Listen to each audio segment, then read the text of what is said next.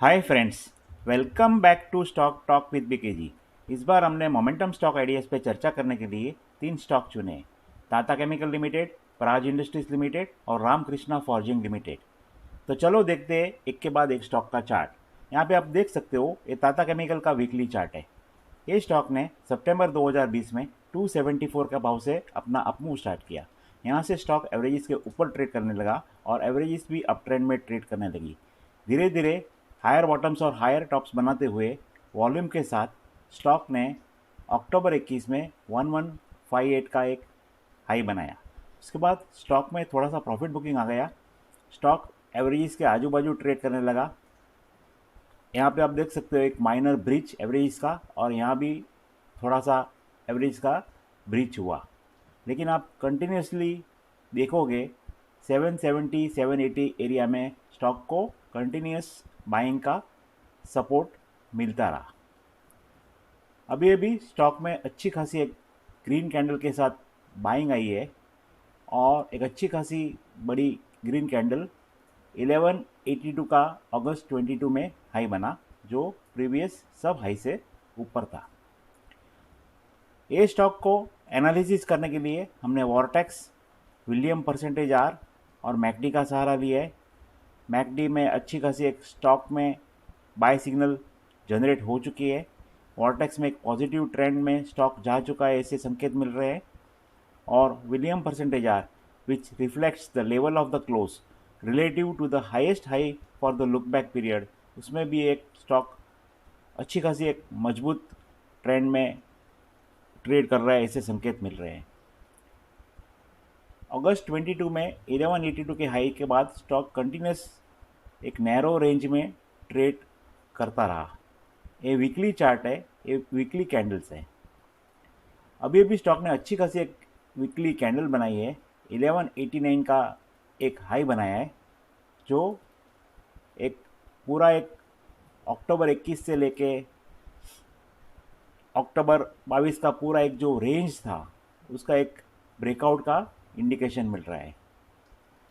तो ये जो पूरा एक राइज, उसके बाद ये एक साल का पूरा कंसोलिडेशन और कंटिन्यूस ए रेंज में सपोर्ट और इंडिकेटर्स का इंडिकेशन, वो देखते हुए हमें लगता है कि आने वाले दिनों में स्टॉक ऊपर की तरफ आगे बढ़ेगा।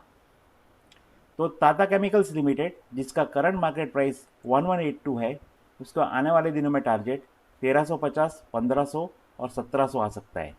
और अगर ये स्टॉक बीच में नीचे आता है तो उसका बाय एरिया है 1090, 1030, 980, 930, 900, और ए ट्रेड में 840 का स्टॉप लॉस रखना ज़रूरी है।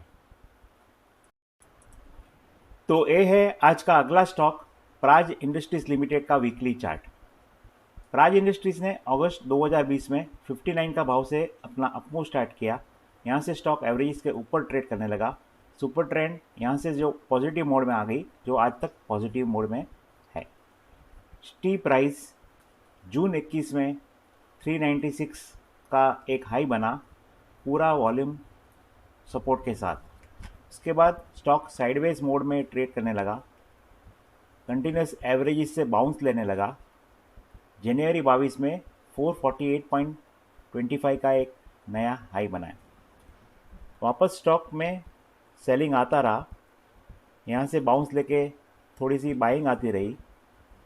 Super trend continuous positive mode में, एक आध दो बार माइनर ब्रीच एवरेजेस का।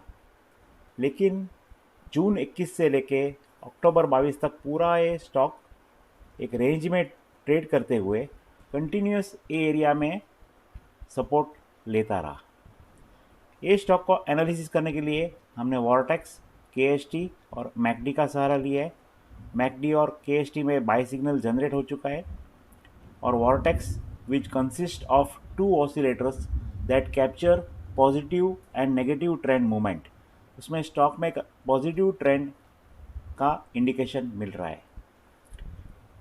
तो ये अगस्त 20 से लेके जून 21 का पूरा एक स्टीप प्राइस वॉल्यूम के साथ, उसके बाद कंटिन्यूस साइडवेज जोन और एक रेंज में स्टॉक ट्रेड करने के बाद अभी अभी स्टॉक ने एक, ये जो वीकली कैंडल थी, उसके बाद जो छोटे मुंह वाली एक वीकली कैंडल के बाद एक अच्छा खासा वीकली कैंडल वॉल्यूम सपोर्ट के साथ ब्रेकआउट दिया है, 461.45 का एक नया हाई बना जो अगले सब हाई से ऊपर है और पूरा एक रेंज का ब्रेकआउट दिया है। वो देख के हमें लगता है कि आने वाले दिनों में प्राज इंडस्ट्रीज लिमिटेड अच्छा खासा एक फास्ट पॉजिटिव ट्रेंड में ऊपर की तरफ आगे बढ़ेगा। तो प्राज इंडस्ट्रीज लिमिटेड जिसका करंट मार्केट प्राइस 449 है, उसका आने वाले दिनों में टारगेट 650 और 800 आ सकता है। और अगर ये स्टॉक बीच में नीचे आता है तो उसका बाय एरिया है 423, 400, 381, 363 और 351 और ए ट्रेड में 337 का स्टॉप लॉस रखना ज़रूरी है। तो ये है आज का आखिरी स्टॉक, रामकृष्णा फॉर्जिंग लिमिटेड का वीकली चार्ट। ये स्टॉक को आरके फॉर्ज लिमिटेड के नाम से भी जाना जाता है। अगस्त 2020 में 28 का भाव से अच्छे खासे वॉल्यूम के साथ स्टॉक ने अपमूव स्टार्ट किया। यहाँ से स्टॉक एवरेजेस के ऊपर ट्रेड करने लगा। जनवरी 21 में 123 का एक हाई बना, उसके बाद थोड़ा सा कंसोलिडेशन, प्रॉफिट बुकिंग फेस और वापस एक अच्छे खासे वॉल्यूम के साथ स्टीप प्राइस आई, कंटिन्यूस ग्रीन कैंडल्स। अक्टूबर 21 में 252 का एक हाई बना, उसके बाद स्टॉक में प्रॉफिट बुकिंग आ गई, कंटिन्यूस स्टॉक एवरेज से बाउंस लिया, लेकिन लोअर टॉप्स बनते चले। यहाँ पे स्टॉक एवरेज के आजू बाजू ट्रेड करने लगा और एवरेज को रीच भी किया। लेकिन आप देख सकते हो ए पीरियड में स्टॉक ने कंटिन्यूस ए लेवल्स पे सपोर्ट्स लेके बाउंस देता रहा। अभी जुलाई 22 में 154 का एक लो बना के स्टॉक में अच्छी खासी एक वॉल्यूम के साथ पॉजिटिव वीकली कैंडल बनी। स्टॉक एवरेज के ऊपर वापस ट्रेड करने लगा, एवरेज भी अप ट्रेंड में ट्रेड करने लगी और स्टॉक कंटिन्यूस एक वॉल्यूम को अट्रैक्ट करते हुए एवरेज से बाउंस लेता रहा। ये स्टॉक को एनालिसिस करने के लिए हमने वॉर्टेक्स, डिमांड इंडेक्स और मैकडी का सहारा लिया है।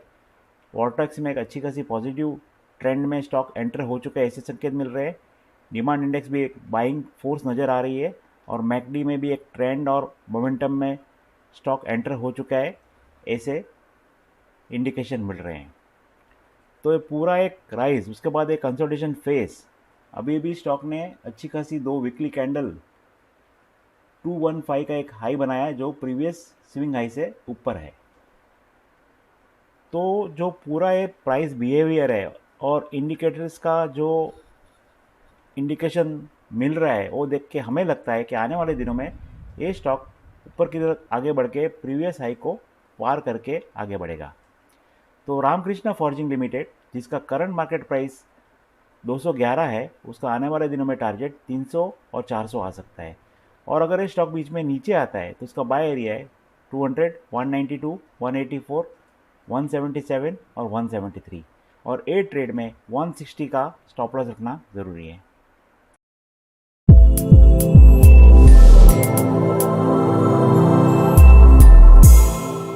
Investment in the securities market are subject to market risks. Read all the related documents carefully before investing.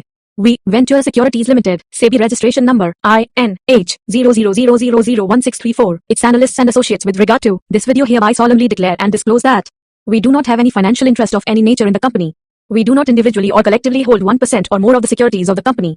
We do not have any other material conflict of interest in the company. We do not act as a market maker in securities of the company.